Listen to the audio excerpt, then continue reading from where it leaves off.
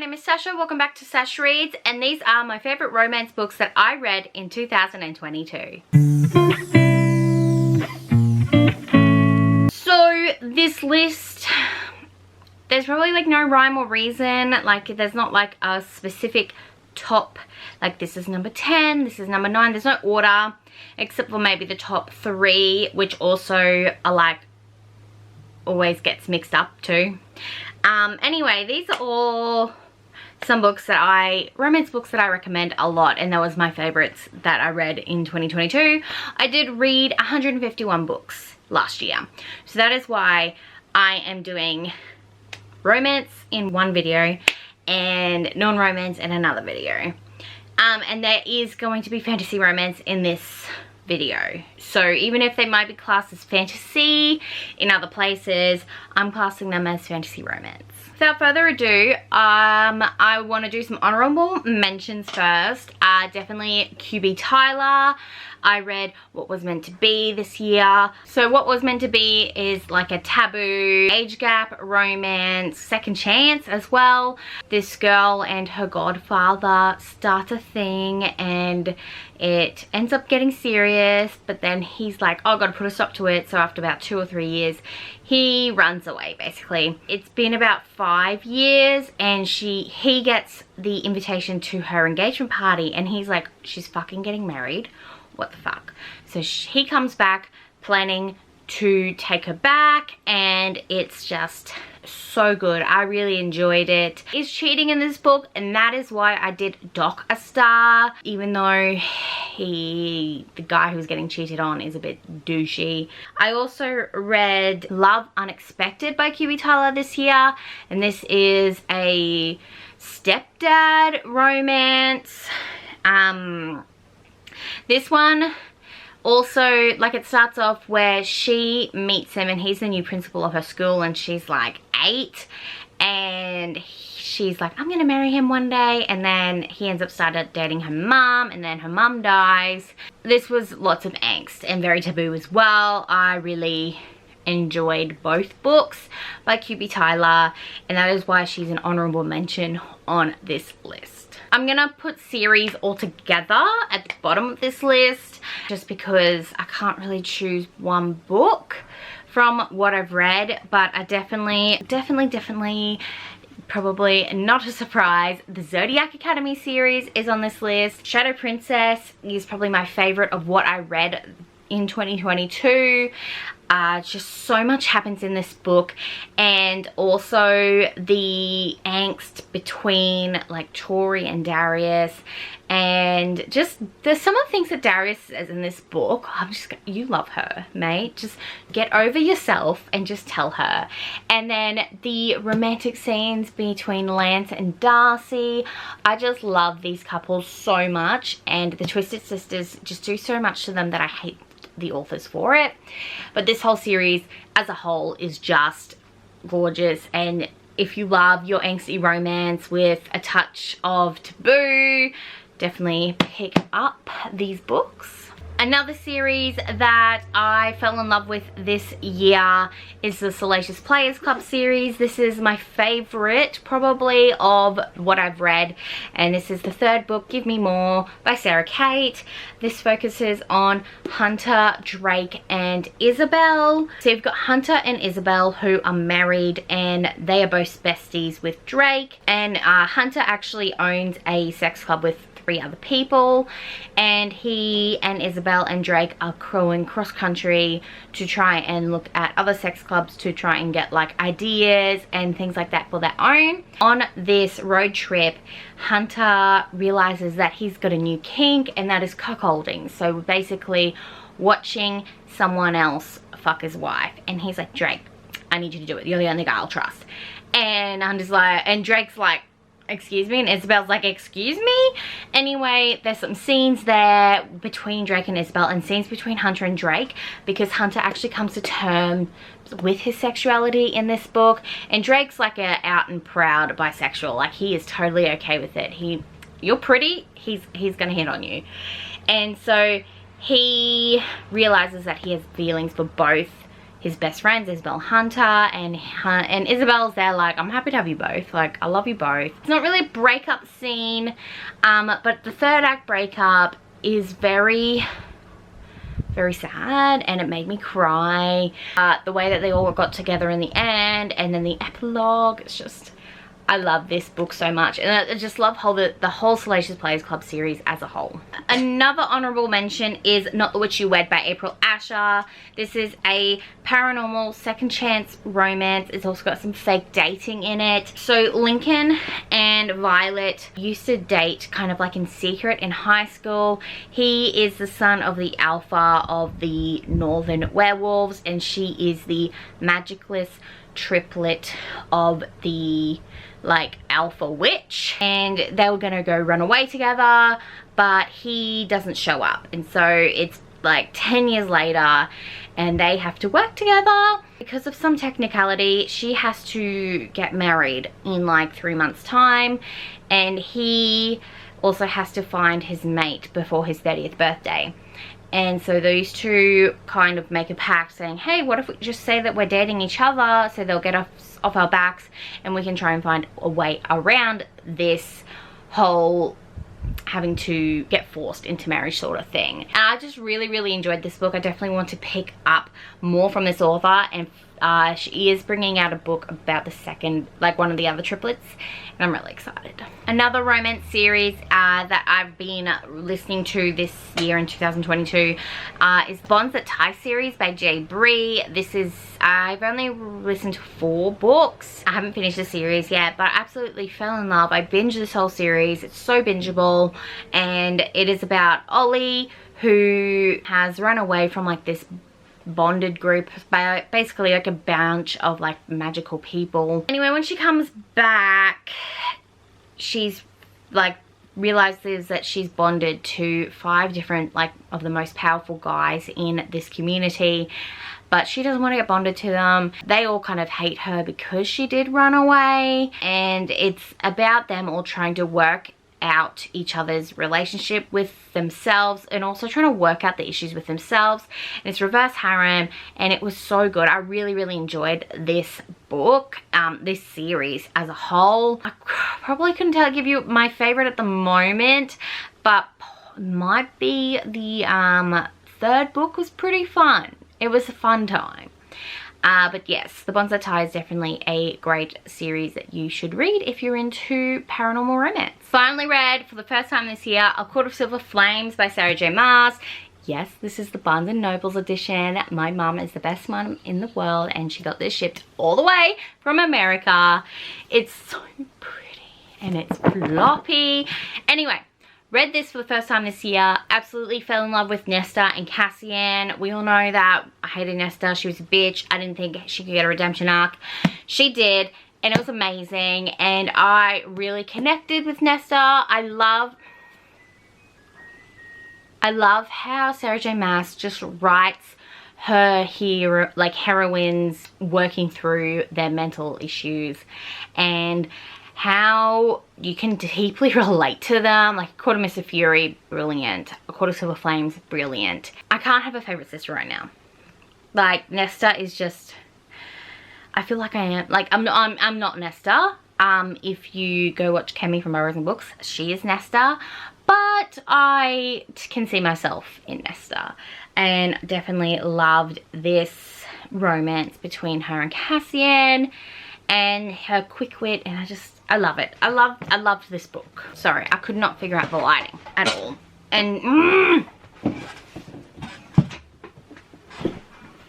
I read multiple Talia Hibbert books this year, and 2 really stuck out to me. Act Your Age, Eve Brown, and The Princess Trap were both so good. They both focused not only on romance, but they also focused on their own mental health, and how they might, like Eve Brown focuses on like autism, and how like finding out about how you yourself might be on the spectrum. And then The Princess Trap focuses on lies, but also how people do things for their family that are pretty out there. them. But I really, really loved the dirty talk in The Princess Trap, and I really, really loved the romance between the grumpy sunshine, Eve Brown, and her love interest. The Dead Romantics by Ashley Poston was one of my favorite romances of this year.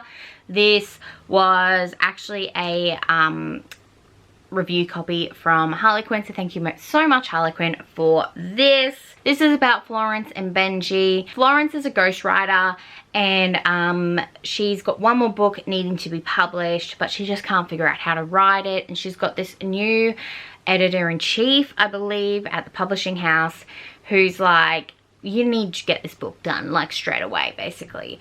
And then something happens at home, like tragedy strikes, so she goes running home, and while she's at home, there's a knock on the door, and so she opens the door, and it's Benji. But Benji's a ghost. And oh yeah, Florence can see ghosts. And it's a really intense story about Florence, and it talks about grief. Also, their romance together was just so beautiful, and I really, really enjoyed this one, and that is why it is one of my top romances of 2022. The American Roommate Experiment by Elena Armez is beautiful. So this was actually a gift by Simon & Schuster, so thank you so much, Simon & Schuster, for sending me a gifted copy. Now this focuses on Rosie and Lucas. Now Lucas is the cousin of the first girl in the first book. I've not read that one yet, but I'm planning on getting to it this year in 2023. Rosie has a lot of like imposter issues, and Lucas is trying to run from his past, and so they both go into this pact of like dating each other, but it's like fake dating, so they're not really dating each other, but they're not fake dating. But they go on these dates so Rosie can get back her muse to write the second book of her contract. Lucas is just having a good time, and the way that these guys like connect and they talk about the Vampire Diaries. I really enjoyed this book. I have a vlog where I just gush about this book so much, so I'll go and link that for you. But I love, love, love these two, and definitely one of my favorite couples of the year. Now you're probably wondering, why is the Wicked Villain series not on this list? That's because the whole series is not the greatest. I didn't have a real fun time by the end of it, but Worthy Opponent is definitely one that you should read out of the whole Wicked Villain series. So it's between Tink and Hook, and it's a marriage of convenience, and Tink works through her anxiety issues, and there was just so much like packed into this tiny book, but I absolutely loved it. And there's also this like threesome scene between these two and Gaston, and it was so good. But yes, one of my favorite books of the year, which is really funny because there's two Tink and Hook books on this list. Now I don't have this next book, but I've got the first book in the series, and I've got not my type, but I want to talk about Love Flush by Evie Mitchell, which is another second chance romance. It's got a lot of the Not the Witch You Wed vibes in it. Love Flush was actually also a review copy sent by the author, so thank you so much, Evie Mitchell, for sending that to me. But Love Flush focuses on Annie and Lincoln, and now Annie has Crohn's disease, and you read a lot about that, and you read also a lot about how Lincoln is always trying to take over his family's company and try to get it back up and running, because his father's kind of just run it to the ground and it's not going anywhere. And Annie runs a toilet paper company, and so Lincoln's paper company and Annie's toilet paper company kind of merge together to work out the issues, but it also merges Annie and Lincoln together to work out their issues. I really enjoyed it, and I love the talk about the Crohn's disease representation as well, and I'm definitely keen to pick up the next book in Evie Mitchell's series. This next book is You Made a Fool of Death with Your Beauty by Akwaeke Emezi. This is another age gap taboo romance because it's not really ex-boyfriend's dad, it's ex-situationship's dad.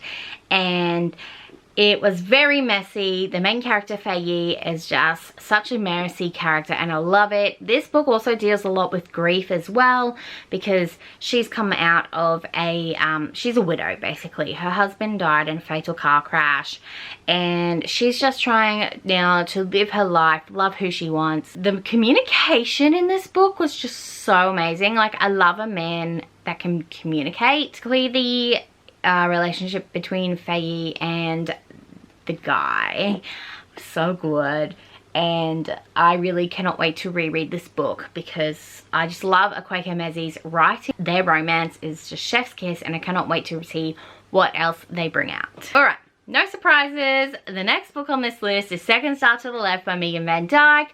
This is a fantasy romance between Tinkerbell and Captain Hook, and basically so it's a reimagining of Peter Pan. And you've got Tinkerbell, who's selling like the hottest drug on the market, which is pixie dust. And you've got Captain Hook, who has been tasked to capture her.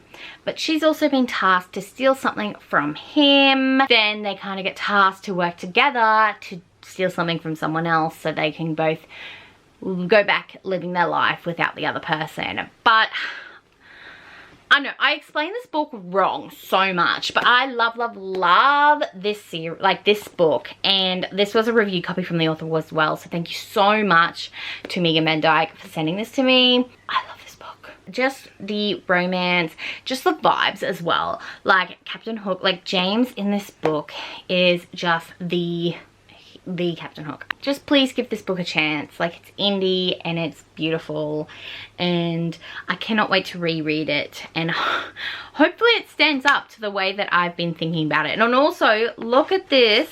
The author sent me this really pretty like artwork of James and Tink, and it's gorgeous. And last but not least, I do not have a copy, which is very sad. But it is Between Wrath and Mercy by Jess Wisecup. I love this book. This is a second chance romance about a mum in her 30s going off on an adventure to find her daughter who's been kidnapped. And so she goes and asks Prince Rainier for his help, because they believe that her daughter is like the chosen one, the beloved, and so they're like, oh shit, we gotta go get her before the bad guys get her. And you've got elemental magic, and the angst between Rainier and Emmeline are just so it's got a kind of like forbiddenness to it because Rainier was betrothed to Emmeline's twin sister. Yeah, I love this book so much.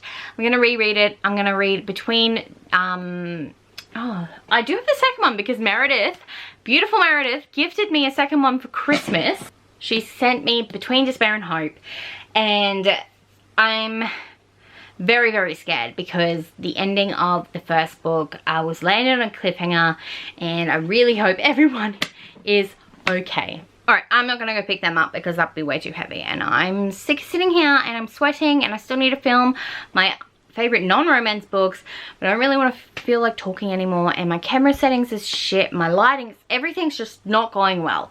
Anyway, thank you so much for watching. Let me know down below what your favorite romance or what your favorite book of the year was. Were they any of the same? Let me know. I hope you have a wonderful, wonderful rest of your day. If you did get to the end of this video, put a love heart. Any color love heart you like, put it down in the comments. I'll see you next time. Bye!